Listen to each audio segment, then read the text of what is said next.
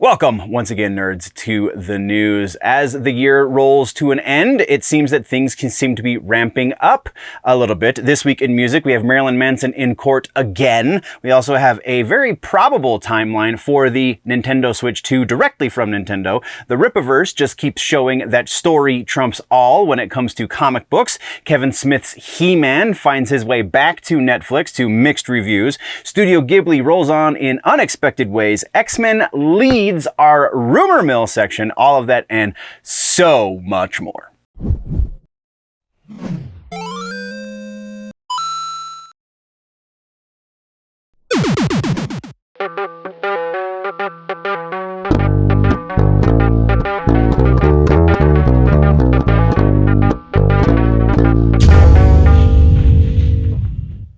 So, welcome back, nerds. All right, we have housekeeping to get out of the way. There is a little bit of housekeeping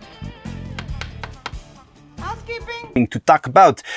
First up, there is, we are roughly 6 weeks away from the off season. Again, for those that don't know, in the off season, the format changes a little bit, but we don't go away completely because the off season is so long for me. I can't afford to be just gone for 3 months. I'll lose so many subscribers. So that's how we do the off season. We turn into a live show exclusively for about 3 months, 2.5, 3 months. So that's the first thing for housekeeping. From there, continuing with the off-season stuff, we are not going to be doing a shout-out show, save for one more time right before the off-season starts. So I am just going to be accruing all new subscribers, all interactions on social, and all of that stuff for one big shout-out show right at the end of the season. So apologies if you are one of the few that actually watches the shout-out show. I appreciate you. It's just, it doesn't get enough traffic for me to focus on it. I do like doing it, so that's why we're doing one more until next season. Then we'll pick back up, hopefully, with the regular schedule for the shout-out show. But right now, there's just a bunch of other stuff going on that is more in need of my attention than doing a show that gets like 10 views. So there's that. And so for that, we're just not going to see Nerdom for a little bit, it would seem, at least not in his proper capacity. So my apologies to Nerdom. What? No shoutouts? Oh man, that sucks. Sorry, buddy, but it is what it is. Yeah, whatever. I'll make myself useful somehow. We are still planning on the week of November 7th being a change in format as well, because it is going to be a pretty hectic week as far as trying to get interviews and a couple of personal things and so on and so forth. So the week of November 7th is very likely going to be a nerdy recommends show, I believe, is where we're going to go with that. Maybe a rumor show exclusively. Haven't really decided. I mean, if you have a preference one way or the other, let me know in the comments and, we'll get to that. But as that stands, I believe that is everything that we have for the housekeeping section. Housekeeping, you want men for pillow? So let's jump into the news.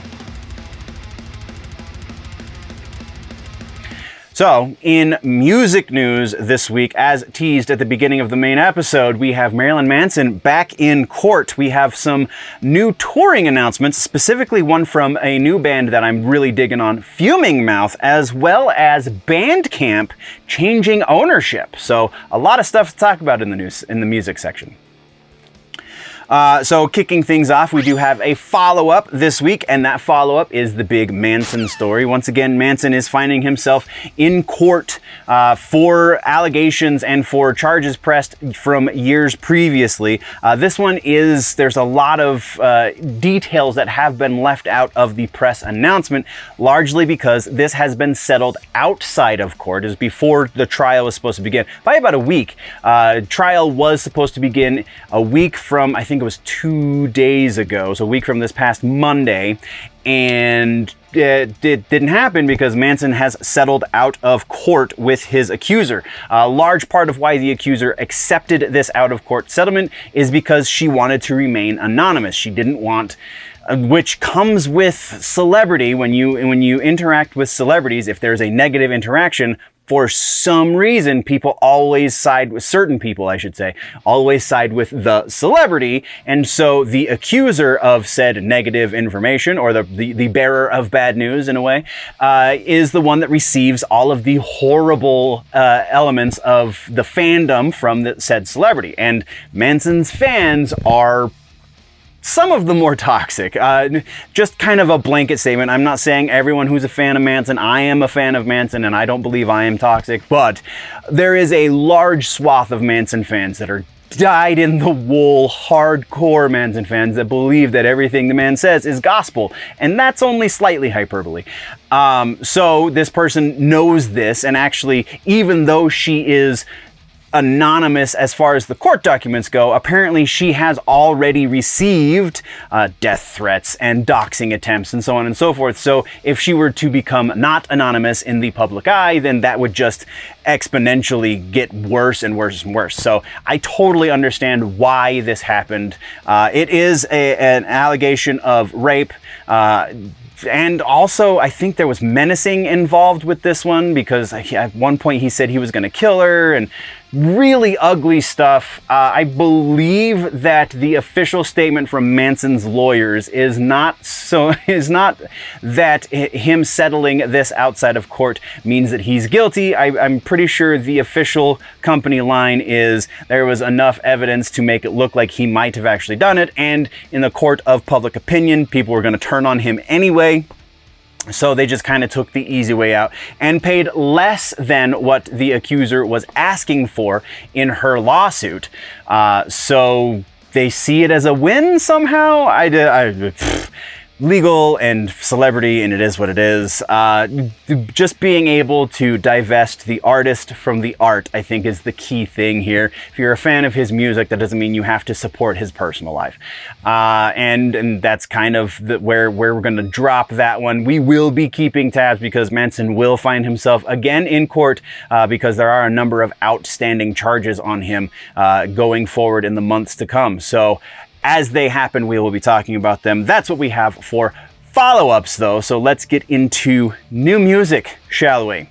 This week in new music, it's actually a relatively mild week, considering the last month we've had. It's just literally been like a page of notes just for the new music section. This time it's only like a quarter of a page of notes. So that's kind of give you an idea of where we're at. We have 1, 2, 3, 4, 5, 6 videos, 6 new songs released, all of which, save for one, I believe, have videos that have launched with them. So let's get into that. First up on the list, we have Red. Christian metal band Red has released a new single called Surrogates from their currently out album. I didn't put it in the notes, and I apologize, but it's Red, so you know what you're getting into. This is octane core, metalcore light, I guess. Octane core at its best. This is at its truest form. This, if you know the band Red at all, then you know exactly what you're getting into. That's not exactly a bad thing. This song just isn't one of the ones that really sticks out of the crowd. It kind of sits towards the middle, nothing really to write home about. If you are a fan of that fairly heavy but still safe kind of sound, which most metalcore kind of falls into, then you're going to really dig this. If you're not into Red, this isn't going to change your mind. So, I don't know, a very mild recommend, probably one that's mostly for the fans though. Next up is kind of an unexpected one, though I haven't, this artist has not been on my radar very much, just for whatever reason, though apparently she's released a number of singles since we spoke about her last. But Harper, the little girl that did the metal vocals on Britain's Got Talent, I believe was the show that she was on. She did a Spirit Box cover for that, and now she's back with a Bring Me the Horizon cover this time. Her production staff or her production team, I guess, is really, really good. And as she has gotten older, I believe she started when she was like 8 or 9, and she's about 12 now, so it's been a few years. But as she's gotten older, she's really gotten into the vocal style that she's been doing, this really aggressive kind of scream vocal. and a vocal fry scream is what it sounds like. It could be false chord. I'm really still trying to pick that one apart, but I'm pretty sure she's doing a fry. Either way, this song isn't exactly a standout track for Harper. Her first big one, her first original one that got all kinds of play on Liquid Metal when it was the single, was actually very good. This one, it might be because it's a cover and probably not as much effort was put into it. It just kind of doesn't do it for me, I guess. So it's still impressive that a 12-year-old girl can do that with her voice, and that it is, you know, something that is being very much welcomed by the metal community, and I'm super here for that. But this song in particular just isn't executed quite as well as the rest, so Lorna Shore has also come out with some new music, which I believe means we're looking for probably a new record release, at least an EP coming up soon-ish. The name of this song is Welcome Back, Oh Sleeping Dreamer. Playing with the form a little bit, always a good thing. Not really stretching their legs maybe as much as I would want them to. I'm a fan of Lorna Shore. I've seen them live now finally, and I still stand by my criticism of their recordings that those triggered drums, those drum replaced drums, just don't do the music any favors. It's too surgical, it's too soulless. Yeah, it's cool that it's really rapid fire and the bottom end really comes alive because of it, but it would come alive more if it was a human making those noises. I know technically in a certain way that is the way what's happening, but it's not the way it sounds. Either way, this new track is exactly what you're expecting out of Lorna Shore. Some structural changes is what I was referring to as far as how they're playing with the form. They kind of drop a little bit of a breakdown towards the beginning of the song this time, so that's kind of what I'm talking about. But from there, it's just exactly what you'd expect. And then at the end, you get the super heavy breakdown because that is what Lorna Shore does oh so freaking well. So if you like Lorna Shore, this is going to be it. Deathcore in general, you're going to really dig this. But it's not really stretching those legs as far as creativity goes, so you're not bringing in a new audience. Not that that's necessary, but it's just not happening here. Our next piece of new music is Dying Wish. The name of this new song is Path to Your Grave, and I am just gonna keep saying this every time we talk about this band, but the singer Emma Boster keeps showing us that the seat at the top of the metalcore mountain that was vacated by Walls of Jericho vocalist Candice Coxlayan. I know I'm saying Candice's last name incorrectly and I apologize, but that seat belongs to Emma these days. Since Candice is kind of MIA, we don't really have a whole lot of activity from Walls of Jericho. Dying Wish is definitely filling that slot for me, and I love Walls of Jericho. Really getting into Dying Wish. Every new track is a little bit more fresh, a little bit more kind of playing with form. I feel like Emma's vocals could use a little bit of work on the production side. I think her performance is fantastic. I just think whoever's producing them just needs to kind of bring her out a little bit more in the mix and get a better EQ, I think is really what's missing here.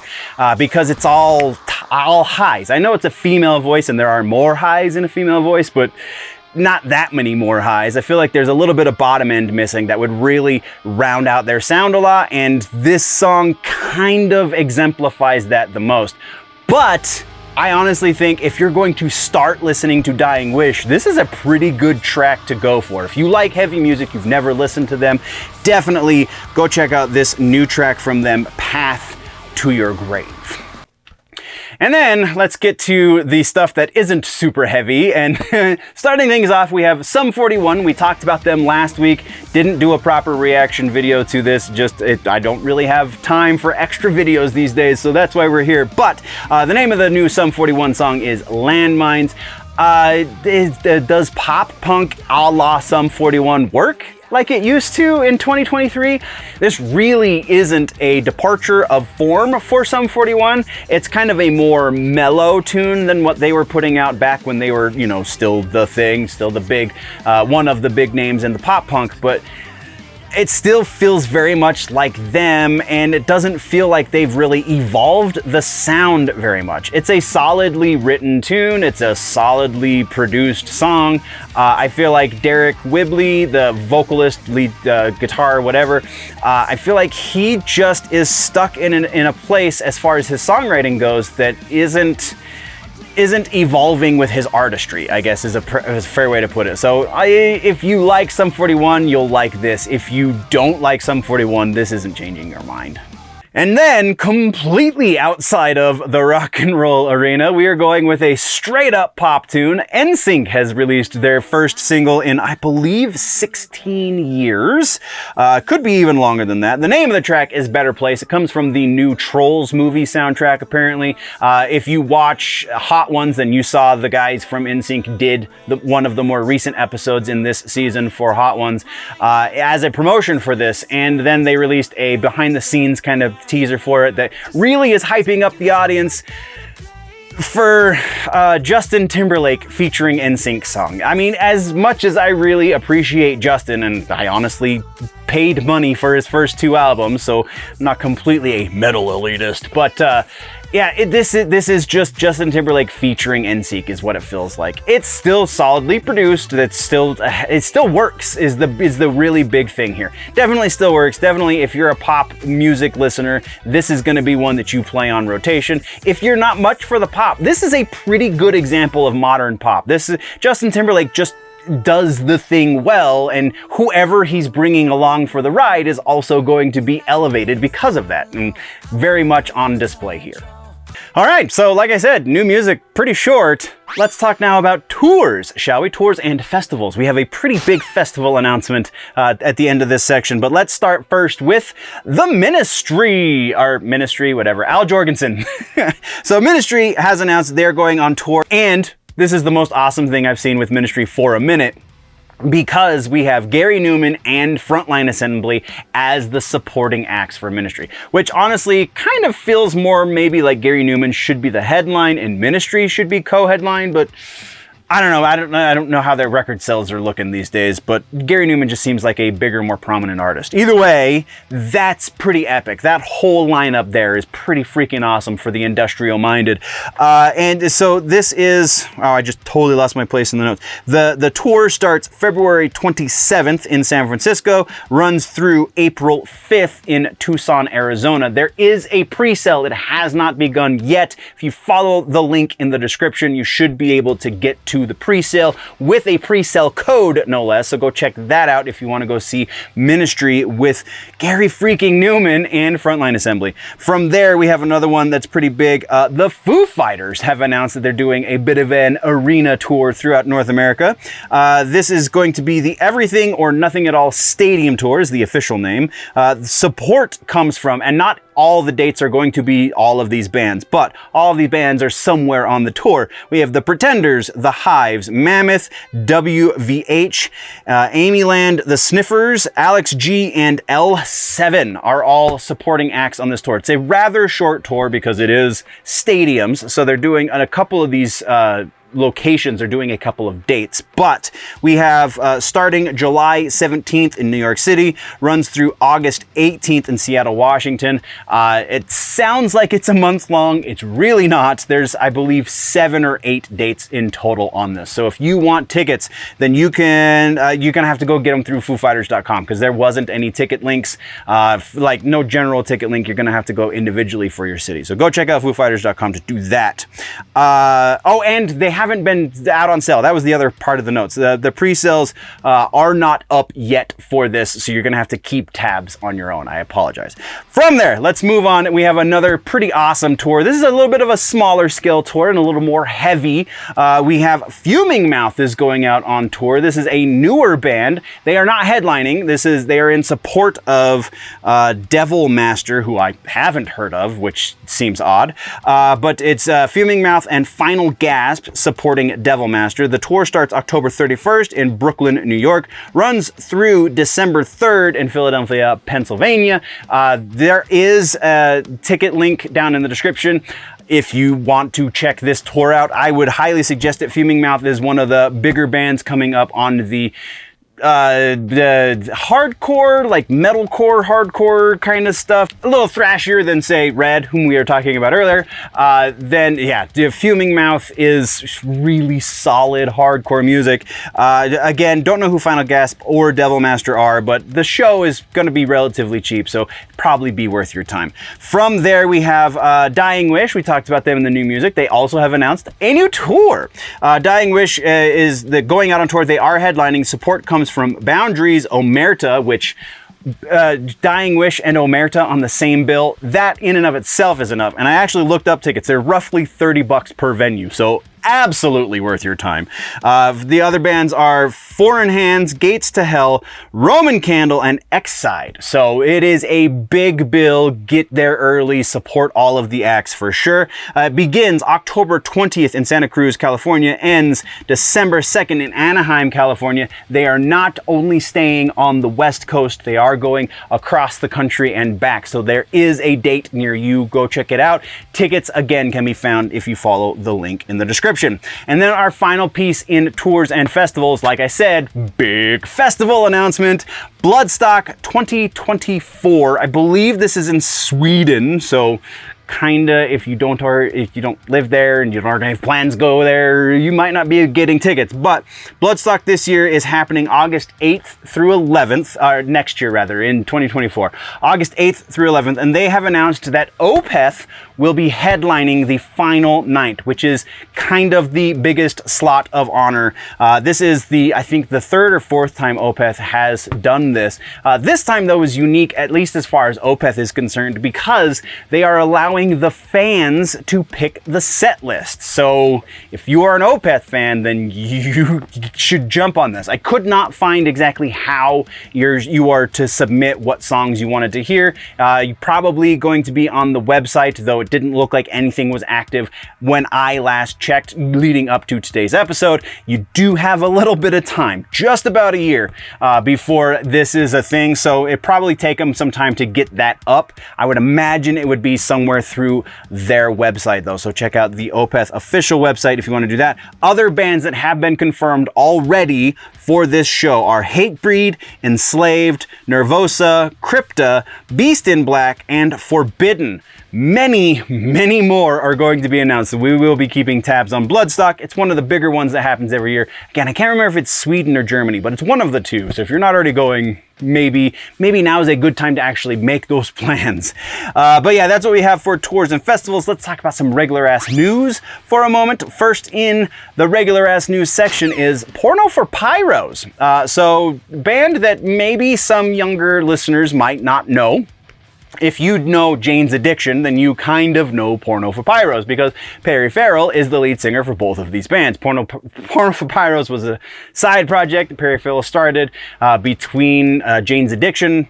It's kind of the TLDR real quick, but between Jane's Addiction projects, that's where Porno for Pyros came out. They have to date given us something in the neighborhood of 4 records. They are doing a reunion tour. It's the first time they are going on tour together, I think Perry said in like 24 years. So that's pretty epic. But a little bit of bad news is they postponed this tour that they have announced, and the rescheduled dates have not yet been announced, but the reason they have pushed it back is because they are still in the studio recording a brand new album. So Porno for Pyros putting out a new album and then going on tour, and they want to have the album out before the tour hits. So from what Perry said on his social media, it sounds like the announcement of the release of the album as well as the announcement of the rescheduled dates for the tour should be coming soon. First will be the album announcement, and then the tour dates announcement. And the tour dates are going to be, he said something along the lines of a month or so beyond the release of the album, because he wants the fans to have time to digest the new music so they can hear it live and know what it is and whatnot and so forth. So yeah, pretty awesome of them, even though it does kind of postpone anybody who enjoys Porno for Pyros, which they are a pretty damn good band. If you don't know who they are, go check out Porno for Pyros. I can't think of the record that I listened to back in the day a lot, but it's good stuff. I mean, Perry Farrell's just a hell of a orchestrator, if you will. But that's what we got there. Let's move into our other big piece of regular ass news, and that is Bandcamp. So Bandcamp is, for those that don't know, Bandcamp is a website where unsigned artists like myself and any of the projects I've done, well, not any of the projects, but the bigger projects that I've done are up on Bandcamp. You can go to Bandcamp and you can have Bandcamp host your music, and you can sell your music on the platform. They were bought back in, I believe it was 2016, by Epic Games. Epic Games has made a couple of acquisitions in the years since, and we're going to get a little bit into more detail as far as the Epic side of things goes. But the long and the short of that, we're going to talk about that in gaming. Long and the short of that, as far as it pertains to Bandcamp, is Epic has divested from Bandcamp. So no longer do they own Bandcamp. The company that is taking over Bandcamp is a company called Songtradr. TRADR, all one word though. Songtradr is a company that's been around for a while. They are also a streamer. They will be expanding the money-making possibilities for the artists on the platform. This is a paraphrase of their announcement when they took over. They are going to be offering more licensing options for musicians. So you can sign a license agreement that says that content creators, so YouTubers, again, like myself, content creators or businesses or corporations and whatnot can option to use your music in their stuff. And then you'll get paid for it. So it's kind of a good thing as far as on paper, at the very least. I'm not gonna judge this as a good thing until we actually see it in practice. But on paper, this looks like it is going to very potentially be a rather good thing for users of Bandcamp, the artists who are posting their music and who are trying to get discovered, or at the very least trying to make a living doing the thing that they're passionate about. So that's actually potentially awesome. And they have a global licensing network. So it's not just going to be stuff in the States. There is going to be stuff from apparently across the globe that is going to have the option to license your music to use in their thing so you can get paid. So that's pretty freaking awesome. Hopefully it is as good as it sounds. We reserve the right to make that judgment until a later date though. That's what we got for regular ass news though, guys. So let's get into music suggestion for the week. Again, Halloween, we do the scarier things, generally speaking, in music. Kind of generally how we go anyway, because metal suggestions, most people consider metal music to be scary music, but this week's musical suggestion is Of Sulfur. Their one and only full-length record is called Burden of Faith. It came out not too long ago. It is very much horror-themed, or at least horror-adjacent in the imagery and the lyrical content, but it features some pretty heavy-hitting guest vocal spots. Howard Jones, formerly of Killswitch Engage, Alex Terrible from Slaughter to Prevail. Just, I would say standout tracks are X, Y, and Z, but really the entire record is a standout track. No rock bass syndrome to be found, performance or production. Just an all-around stellar blackened deathcore record. Absolutely go listen to Burden of Faith from Of Sulfur. All right, Gaming and Tech is next. This week in Gaming and Tech, we got a roadmap for the Nintendo Switch 2, possibly. We have some crazy layoffs spanning the gamut of gaming and tech, as well as the hacking, retro gaming, and DIY computer community. All three are getting a pretty big update on their capabilities. So let's jump into all of that, shall we? We have one follow-up this week, the Batman Arkham Trilogy, the combination game that is going to be released for the Switch has been pushed back. It is now coming out December 1st. I believe originally it was supposed to be out in November, so they're pushing it back by about a month. Though I could have been October, and I'm just remembering that incorrectly. Didn't put it in the notes because I take amazing notes. Either way, that's what you got. December 1st is when you can expect to put Arkham, the Arkham Trilogy, on your Switch. That's what we got for follow-ups and corrections. Let's talk now about some regular-ass news. In regular-ass news, coming out the gate with the big guns, we have the Nintendo Switch 2, or whatever the successor to the Nintendo Switch is going to be. So there's been a lot of speculation across the media as far as when this is going to be officially announced. At this point, we've all kind of come to the conclusion it's going to be sometime in 2024, though that is very much still unofficial. That is still rumor territory by and large, but we did get a little bit of hope this week because we got an interview with Shintaro Furukawa, who is the Nintendo president in Japan. He was talking with Japanese media outlet Nikkei, and he was talking about the plans over the next couple fiscal years. So he said very explicitly that they are supporting the hardware through the end of fiscal year 2023, which ends in March of 2024. So hardware support, he said very explicitly, is going that far. As far as software support on the Nintendo Switch, the only thing he would commit to in this interview is that software support was going to continue through fiscal year of 2024. Which ends in March of 25. So if they're not planning long term, then it seems that they're feeding into the expectations across the industry that we will in fact be getting some sort of announcement as it pertains to the successor to the Nintendo Switch from Nintendo before the end of the proper calendar year in 2024. Very likely beginning of fall, end of summer, it seems to be the most likely, as they're going to want to start ramping up announcements and potentially release it next year, though I'm not holding my breath for that. So from there, let's move on. We have some layoffs to talk about. We actually have 3 companies that are going across, like I said, across all of the gaming and tech stuff that is doing some layoffs. The first of which, and probably the most significant, at least this round, is Epic Games. Epic Games is changing their business strategy, at least a little bit, because this was technically been part of their business strategy up to this point. It's just now they're leaning into this and kind of foregoing other things. So we talked previously in the music section about how they've divested from Bandcamp. They are no longer the parent company for Bandcamp. Well, as part of that, they are also going to shift their focus almost exclusively, it would seem. I mean, not completely exclusively, because they still have Fall Guys and stuff, but almost exclusively, because they have canceled other projects, into Fortnite. So Fortnite, they're going to be treating as a metaverse. There's a quote here. It's as a metaverse inspired ecosystem for creators, according to CEO Tim Sweeney over at Epic Games.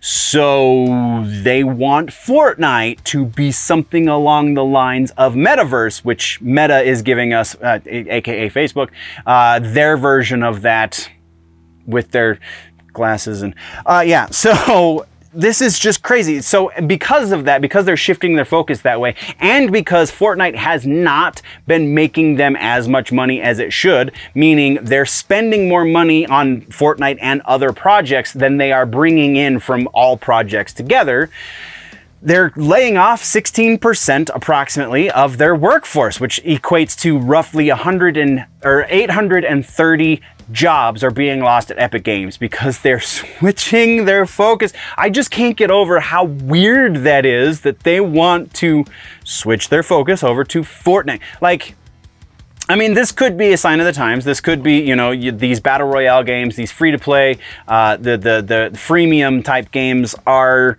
not doing as well as once hoped because people aren't restricted to their houses anymore, so they don't have endless amounts of time to just play these free-to-play games.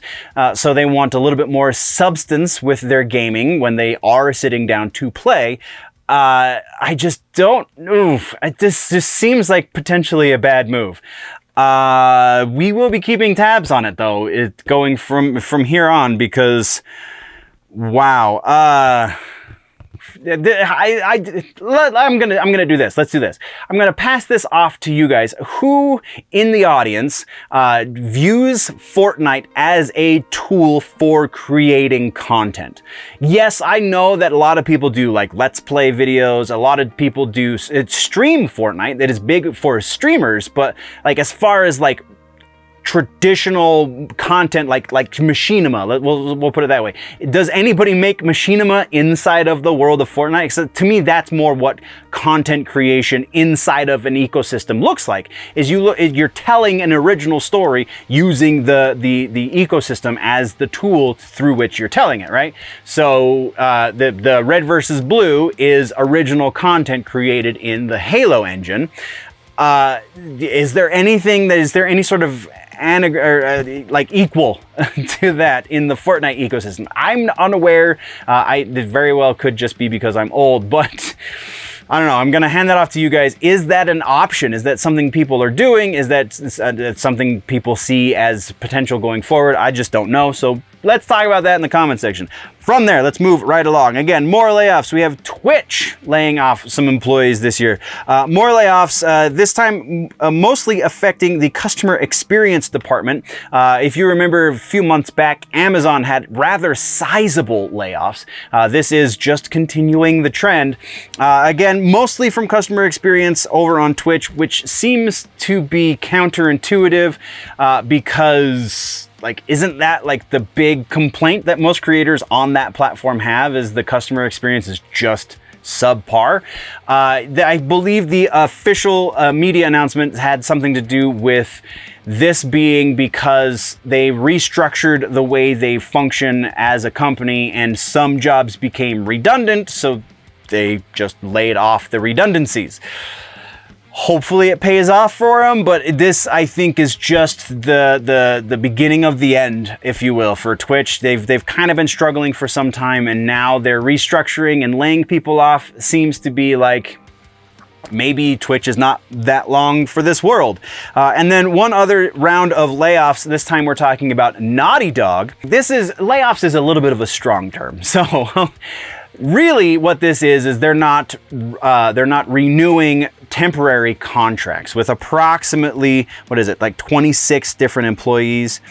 25 different contracted temp workers are not being brought back after the end of their contract. So not exactly layoffs in the traditional sense, though it does again apparently kind of show the sign of the times, because most of these contracts that are not being renewed are from the quality assurance department. So basically what they're not bringing back are the game testers, the alpha testers, the people who are going to find the bugs for them before they release a thing, which very much is a sign of the times, because even a game like, I thought for sure when Mortal Kombat 1 launched that it was going to be one of the few, there was going to be some bugs, but it wasn't going to be anything like really game breaking, at least not major, no major issues.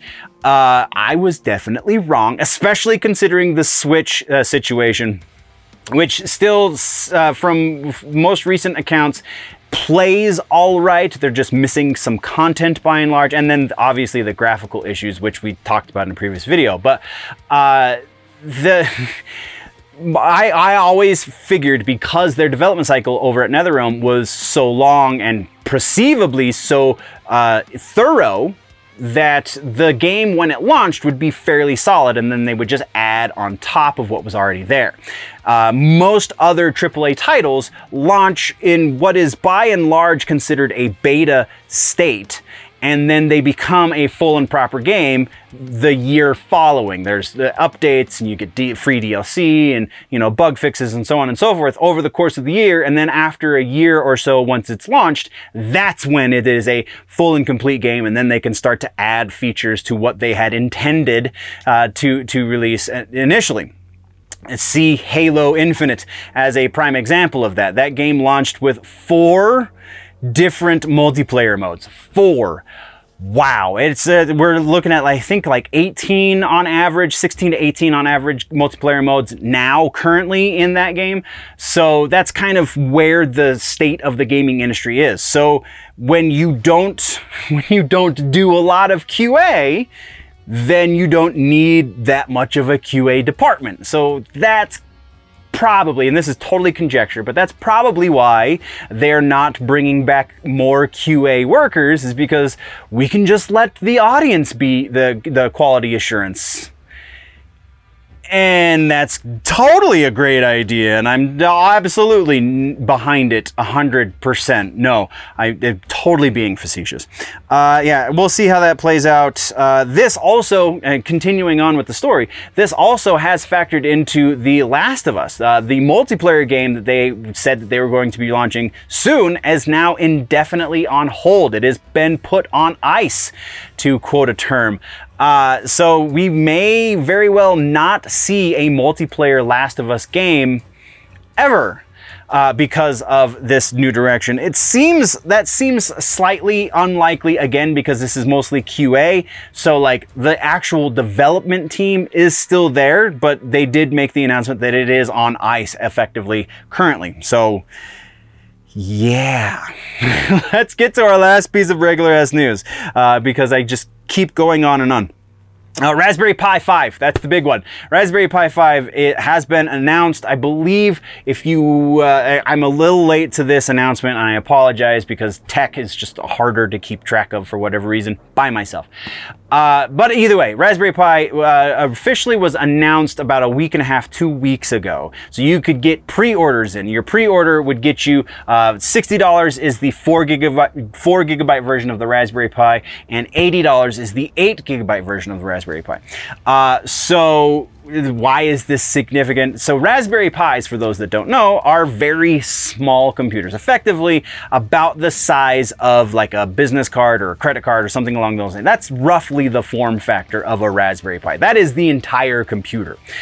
You can purchase an extra, generally they've been about $10 for Raspberry Pi inside of a case, so it's tack on $10 to that. Though this time around it would seem that that's very likely going to increase a bit as well, because while the new processor, which I don't have the name of the company in here because they take fucking amazing notes.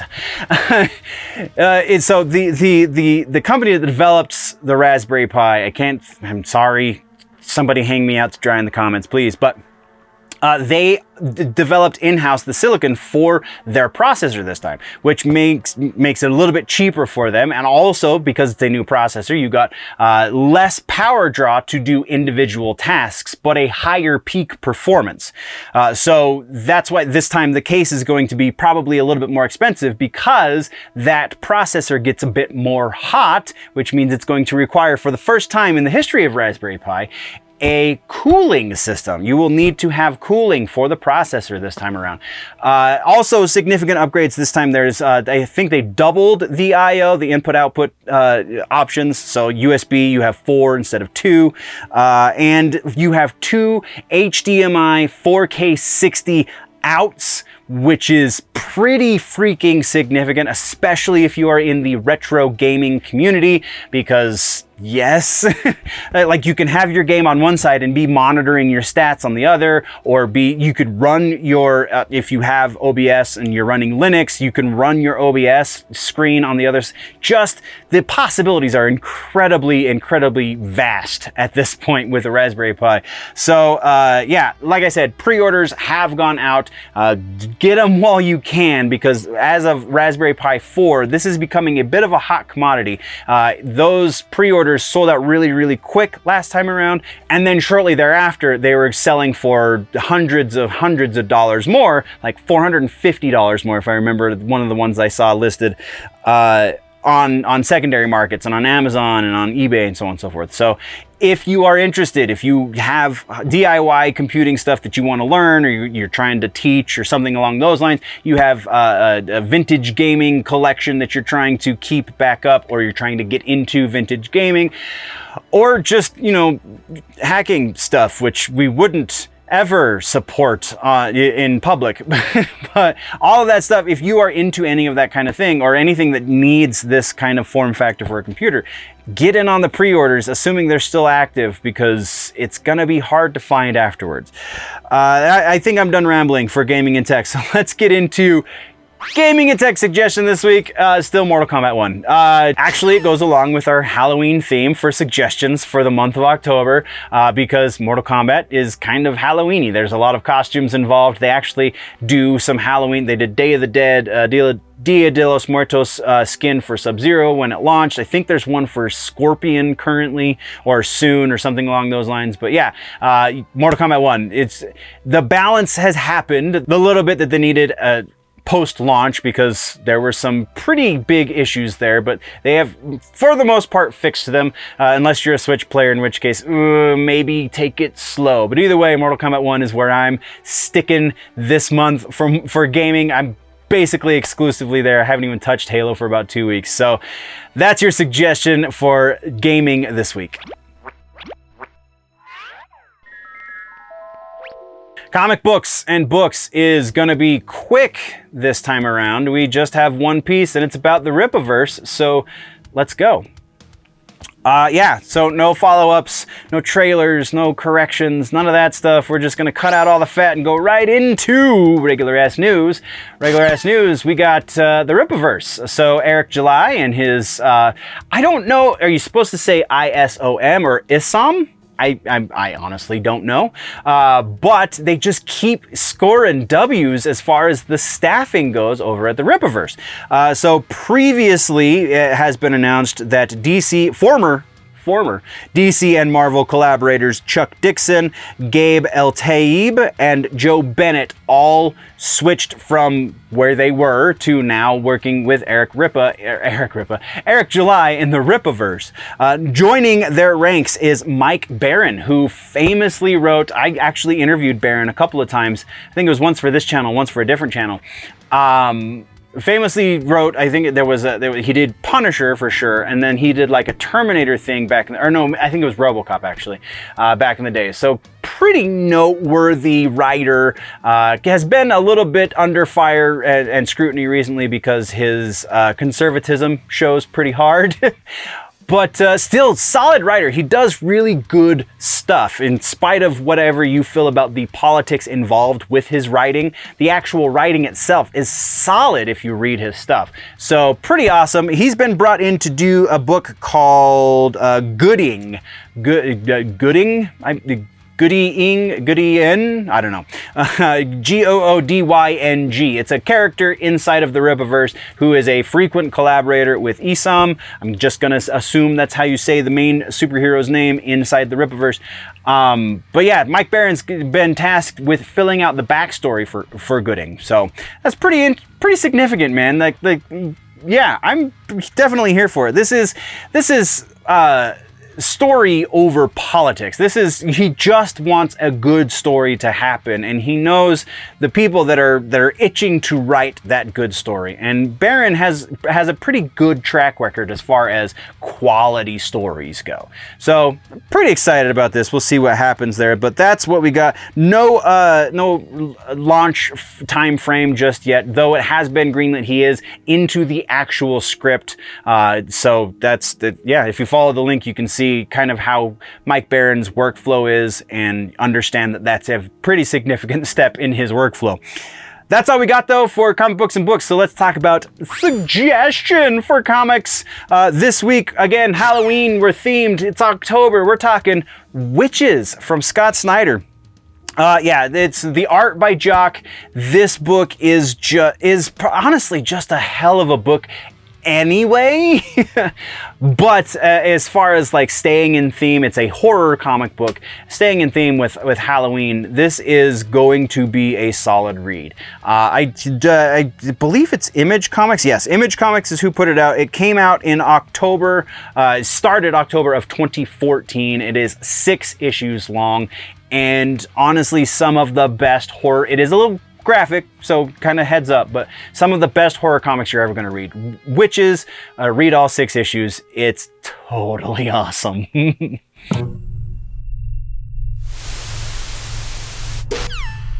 So, TV news this week, mostly trailers. We do have Kevin Smith returning to Netflix with He-Man. Oh boy. We have Scott Pilgrim is dropping us some information. We have Tomb Raider, Castlevania, and a bit more, so let's do that. So trailers, like I said, is all we're talking about this week primarily. There's no follow-ups, there's no anything else. We do have a few trailers to talk about though. First and foremost, we have He-Man Masters of the Universe Revolution, not Revelation. Revolution, this is a quasi-sequel to the Revelation anime that happened a few years back that, did not go over so well with the community. The official Netflix synopsis that they give, the 3-line blurb about what the show is, says explicitly that it is only loosely related to that show, or to that show. So they maybe learned their lesson.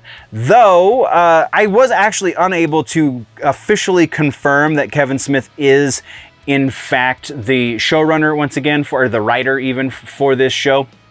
But he's been part of the, he was part of the marketing as far as like conservative media is concerned. They're the ones that are connecting his name to this. I was unable to, and I didn't really, honestly, transparency here. I wasn't 100% looking through Netflix's references to verify whether he is or he isn't, but it is a loose sequel to his book. So there's a lot of correcting that needs to happen in order for the community to accept this. It's still possible. It's still possible even if Kevin Smith is the one in charge. I'm not saying that he can't do it. It's just going to be very much an uphill battle. So yeah, the trailer though looks interesting, very He-Man centric, so that's a good sign potentially, even though the trailers for the previous series were also He-Man centric, and he was not a central character for the first half of that series. Oh boy. And then, we got there. Oh, it's premiering sometime in 2024. No exact release date for He-Man just yet. From there, we have Scott Pilgrim Takes Off has finally given us a little bit more footage. This is a teaser, not a proper trailer, though it's not a teaser in the same sense that we normally get teasers. This is like, it looks like they animated some of this at least specifically for this teaser, and it's not just like very, very short clips. It's a whole little scene that they animated for this, and it's pretty great. It's showing you how they're going to be varying from the movie source material. Very more likely how they're going to be getting closer to the manga source material. So because the two are fairly different, they're going to be leaning harder in the manga, though obviously they're acknowledging that the movie existed because they're using the movie live action cast as the voice cast for this anime. So pretty awesome. If you like Scott Pilgrim, you're going to love this. If you've never really been into Scott Pilgrim, you never got into it for whatever reason, maybe the trailer's not going to do anything for you, but I think the series very well could, because it looks like they're going in the right direction. Next on the list from Scott Pilgrim, we're going into Tomb Raider, a new Netflix show, The Legend of Lara Croft. Yeah, this is a thing, apparently. It looks good. But it's too short to really make a proper judgment on that, so I'm reserving judgment on this because Netflix anime, honestly, is more down than up. Not really hit and miss, just mostly misses. Sometimes they get a hit, like Scott Pilgrim, and then that's really an early call there even too. So from there, we also got some new Castlevania, the new Nocturne Castlevania anime series. We got the first 7 minutes of the first episode has been released, so we get to see a little bit of it's the same animation style of the other Castlevania series, so if you liked that, you're gonna like this. It's pretty great. A bit more gory, and I'm definitely here for that. Hopefully it will be a little bit more action, a little less conversation, because that had a tendency to drag with the first series, but I still dug the first series a fair bit, so hopefully this series will just take that and kind of notch it up a little bit. From the looks of this first 7 minutes, that's very likely, though a lot of the community has kind of gotten upset about the wokening, if you will, of Castlevania, and it's like, I don't know how you get that from this trailer, so go check it out, let me know what you think. And then we got the final trailer for the final episode, or episodes, I can't remember, of Doom Patrol. And I have a lot of catching up on Doom Patrol because this looks really good. I mean, it's everything I've watched. I've watched the first 2.5 seasons, so I've got a little bit of catching up to do. That's fantastic stuff, and so the final, we're in season 5 now, if I'm remembering correctly, and this is the end of the series, and it looks like they're gonna go out with a bang. And go check out the trailer because if you doubt me.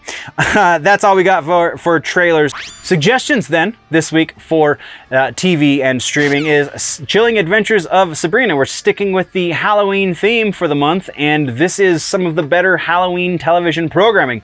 I would say it's in the same ballpark, probably not the same quality, but the same ballpark overall as something like Supernatural or something along those lines. Just all of the performances are fantastic. I really, really dig the fun that it seemed that everybody was having while making this series, not the least of which was Kieran Shipka, who plays the titular Sabrina, and she just does a pretty decent job. She's a pretty good little actress, that's for sure. And you got a little bit of that in Mad Men, but now that she's kind of grown into that actor, you get a whole lot of that with Sabrina. And so it's just a lot of fun. Decent fun for the family, assuming you're okay with the devil imagery. But yeah, it's a good watch all around. Go check out Sabrina, The Chilling Adventures of Sabrina, over on Netflix. Oh, hey nerds. So, I gotta make myself useful. Now is the point in the show where you subscribe. I got a shill for my lunch, so hit the subscribe button, tell everyone you know about the show. That way we can keep doing these things that we do to keep you informed of all that's going on across the nerddom, as it were. Yeah. So thanks, and I'll see you next time, I guess. Alright, back to the show.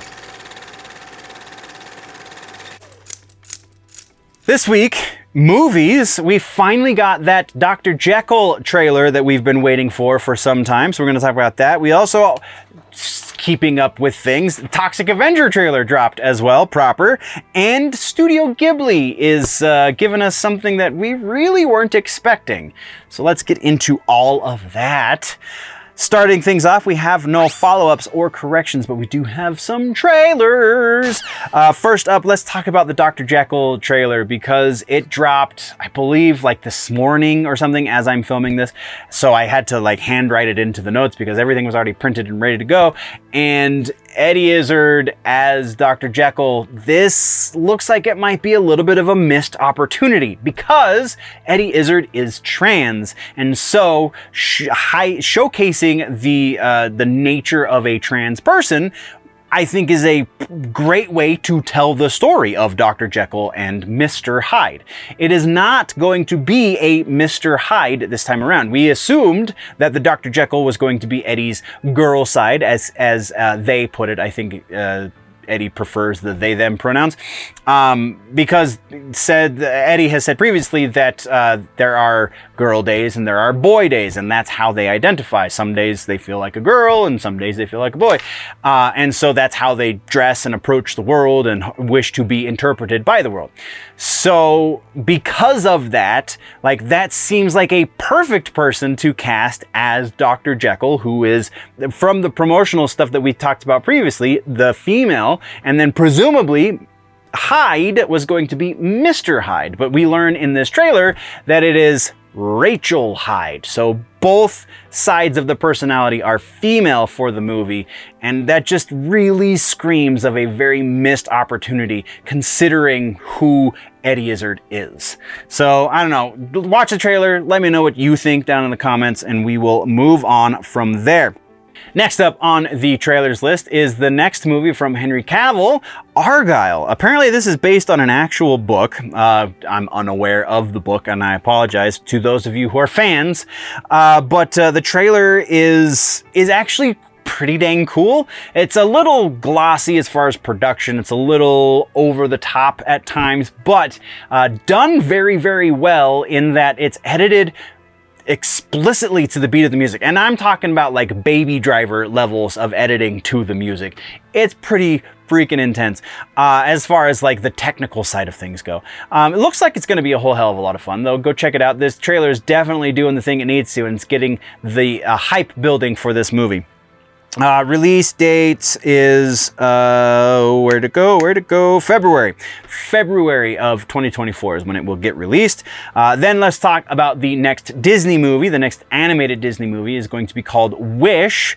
It is not a Pixar movie. It is an animated Disney movie. And honestly, I feel like at least this time around, they're doing a pretty decent job, based off of this trailer, doing a pretty decent job of differentiating those art styles. Because there's moments in this trailer where it almost looks like they hand animated at least some of the things in the frame. So they very likely didn't. They very likely have just found a style inside of the computer animation to kind of affect a hand animated look, but still, it's not exactly cell shaded, but it looks pretty good. Release date on this one is November 22nd. I honestly have no idea what to expect out of a new regular Disney animated movie anymore, so maybe it's gonna be good. I don't know. From there, let's talk about Toxic Avenger. Toxie has released a trailer, and it's a teaser trailer, so it's very short, and it's very much in the style of Troma, which is pretty awesome considering that's where this came from. But like super rapid cuts, and you're jumping around all over, and you get these weird like news articles, and they're talking about and it's just, this feels like old school Troma with a shiny new production veneer over the top, and that's kind of what you expect out of something like this. And so it's great that they're following through with the promise. And you even get a little bit of the blood and gore in the trailer, so that kind of gives you an idea of just how gory the movie's going to be. So that's also something that you expect from something like this, so that's awesome. Yeah, I'm just super hype about the new Toxic Avenger movie. Going to be watching it as soon as possible.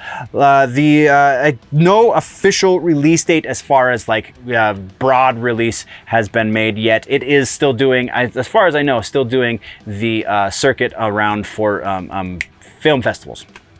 So from there, we got a really weird one. It's called Silent Night.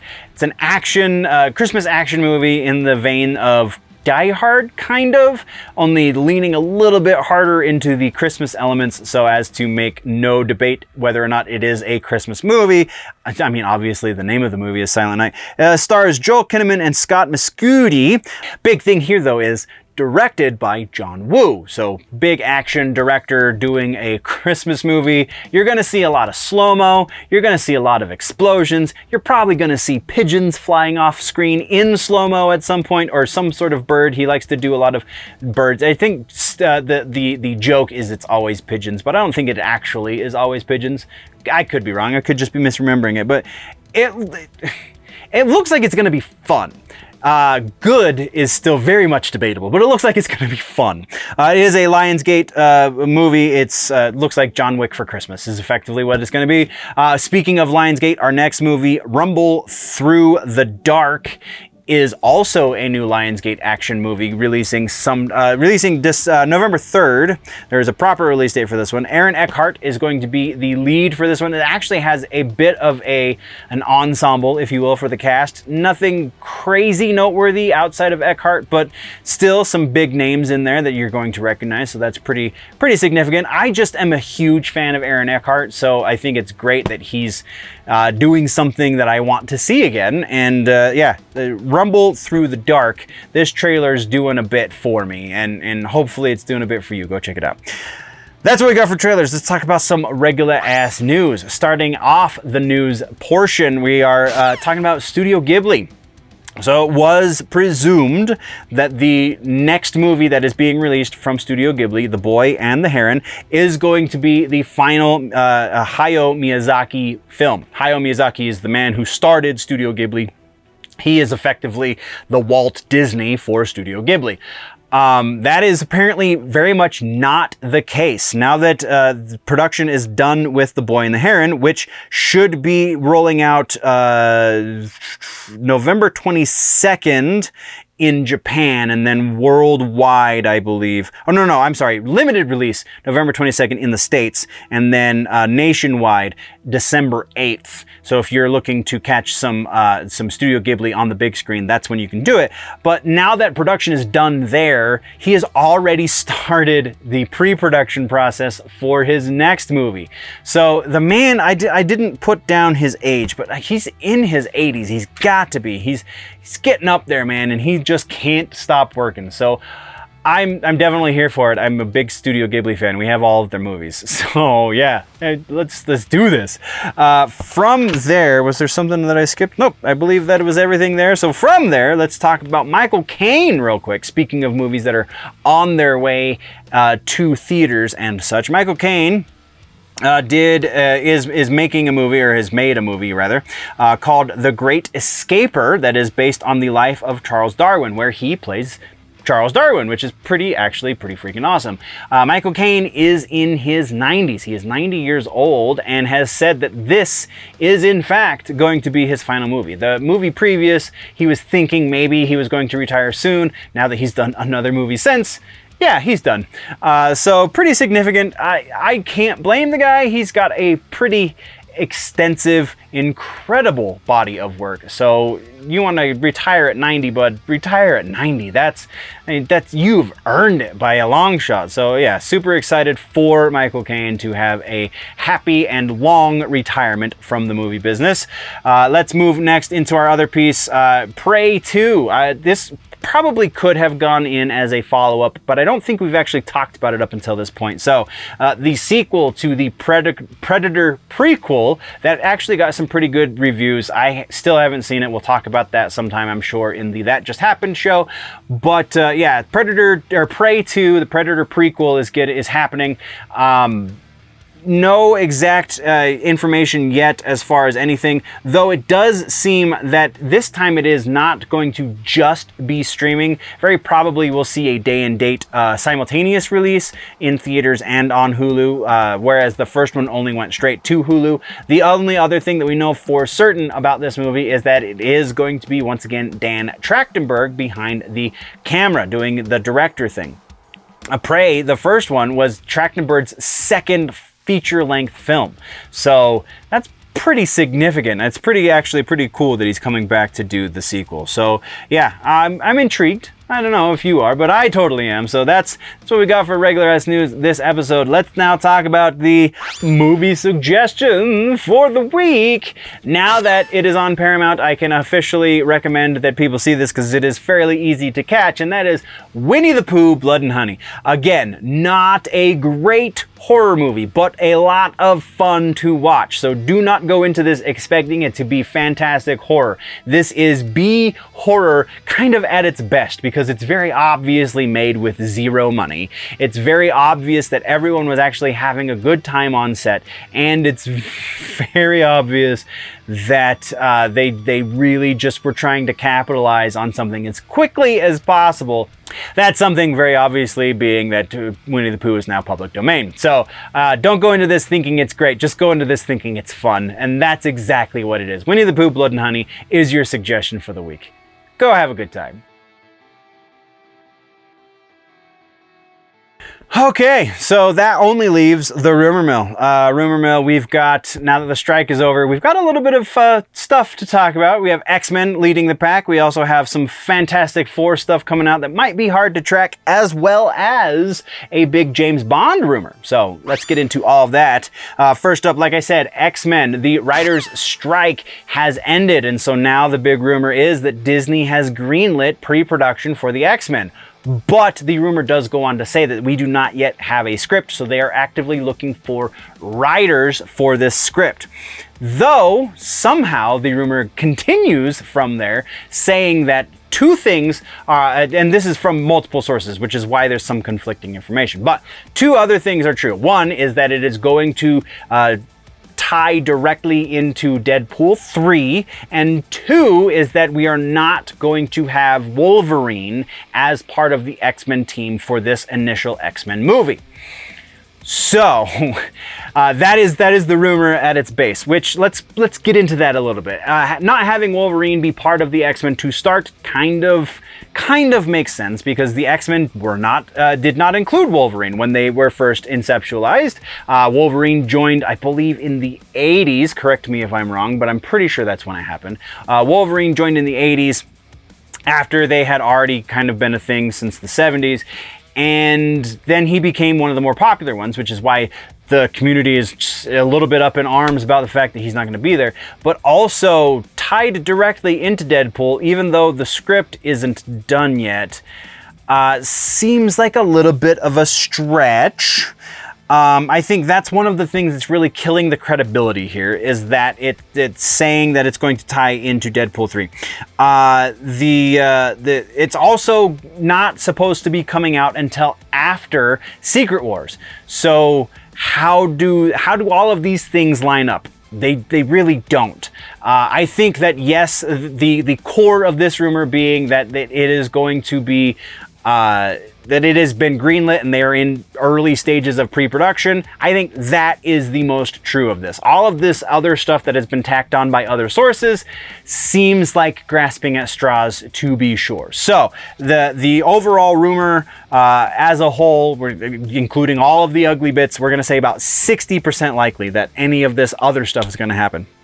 Though if we're just talking about the core rumor, I would say that's probably like 90% likely that they're doing early pre-production on this movie. So that's what we got on that one. Let's talk next about They Live. Apparently is getting a reboot movie. The original from, I think it was 88, might have been 84, starring Rowdy Piper, the wrestler, who was one of my favorites when I was a kid, is kind of a science fiction would say like a legendary movie, but it's not really like it's significant in the science fiction community, mostly because of the message, not because of the quality of the movie necessarily.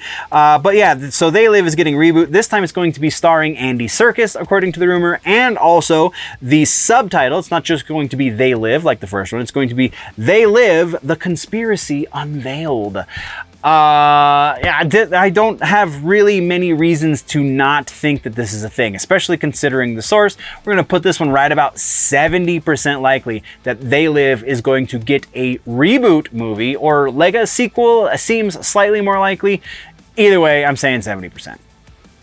So let's move into Kang Dynasty, and this is where things start to get a little spicy with this week's rumor mill, because Kang Dynasty, the big rumor here is that it's potentially been canceled. Certain industry insiders who are in the business of leak mongering and rumor mongering have said that they haven't heard anything specifically about this movie for some time, so that is leading them to believe that it has been in fact canceled. I think that entirely too much has gone into promotion for these new Avengers movies, specifically Secret Wars and Kang Dynasty, that they will not be dropping it off of their list anytime soon. So the likelihood that Kang Dynasty has been canceled, I'm going to give it a little bit, because it is a couple of big leak mongers that are saying this. So we'll give it a little bit of leeway, say about 30% likely that that's going to happen. I just am not convinced of anything beyond that.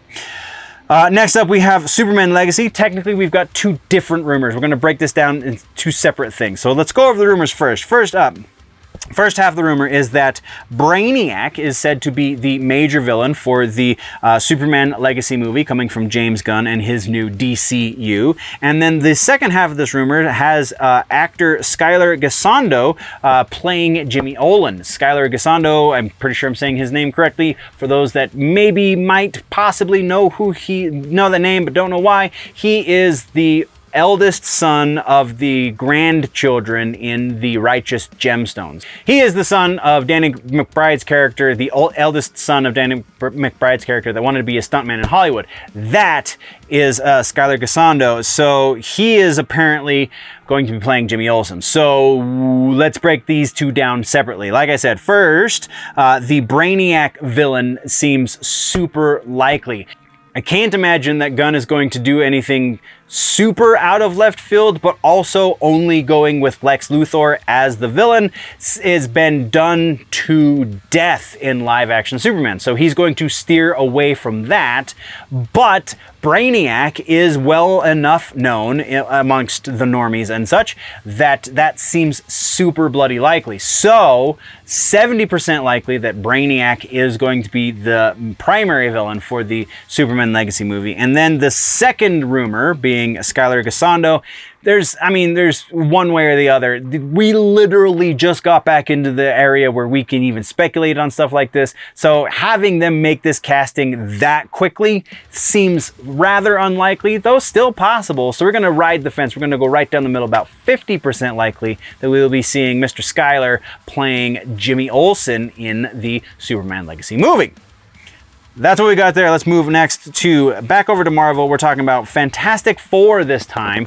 And this one is, I think, more speculative than actual rumor, though we'll get into that. So, the Fantastic Four script apparently is what is scaring away these actors. We've been talking about how Adam Driver has been rumored to be playing Reed Richards. We've also talked about a number of other actors. I can't think of any of them right now off the top of my head, but they've all reportedly turned down the role. Adam Driver has made a couple of different attempts at negotiations and still keeps turning it down. The rumor here is that it is because the script is entirely too Sue-centric. That's to the point where it makes Reed Richards almost unnecessary for the role. And one of the sources for this even went so far as to say that it made Reed Richards into there's something negative. I can't even think of what the word is now. But made Reed into a joke. We're going to just put it that way. It made Reed Richards a joke of a character, and that's why all of these actors are turning it down. So this is way speculative. There's no way for us to confirm or deny any of this information, unless when the movie comes out we still have remnants of this, and which if this is at all to be believed, then we won't see many remnants, if any, when the movie gets made. So likelihood that this is the reason why things are so kind of chaotic behind the scenes with the Fantastic Four movie, we're going to put it just above 50%. We're going to say 55% likely, because that does kind of sound like something Feige would push, though to his detriment, I don't know if I buy that. So from there, we have two more rumors. Let's talk about Avengers Kang Dynasty one more time. This time we're talking about a possible actor showing up in Kang Dynasty. Tobey Maguire has recently been rumored to be returning as Spider-Man in Dynasty. This time it's not Secret Wars. We're talking the other one. We've been hearing something to do with Tobey Maguire for some time. So it sounds like very possibly there are some negotiations going on, some wheeling and dealing behind the scenes between Sony and Marvel and Tobey, and they're just trying to figure out where they can put Tobey. This is, again, very much speculation as to what's going on, rumored behind the scenes. So it seems like that is as good a place as any to put him. I can't say that it's going to be super likely, though. Again, this is such fan service at this point. I feel like they're kind of doing as much fan service as possible. We're going to say 75% likely we will be seeing Tobey Maguire as Spider-Man to some degree in the Kang Dynasty movie. And then our final rumor is potentially one of the bigger ones for the week, and that is James Bond. The rumor is that Christopher Nolan is in active discussions with the James Bond people. Was it Barbara Broccoli? Karen Broccoli? I can't think of her first name, but Broccoli is her last name. The lady who runs all of the James Bond stuff. He's in active discussions with her to direct not one, but two James Bond movies. When broached on this subject recently in interviews, he's kind of danced around the answer without really committing to anything. So that definitely lends one to believe that that is the case. But he has said previously, doing something with a pre-established IP creates a set of limitations that he's not super comfortable with. So we're going to say, we're going to up it from what I have written down. My written estimate was 60%. I think it's a little bit more likely than that. I'm going to go 10% more. We're going to say 70% likely we see Christopher Nolan direct two James Bond movies, specifically because even though he is adverse to doing something with a pre-established IP, he did Batman. to an exceedingly great level, and so it seems to be limitations he's willing to deal with. And that's what we're going to say for the Rumor Mill Nerds. And actually, that's where the episode ends. So what did I miss? What should we talk about in the next one? Let me know in the comments down below.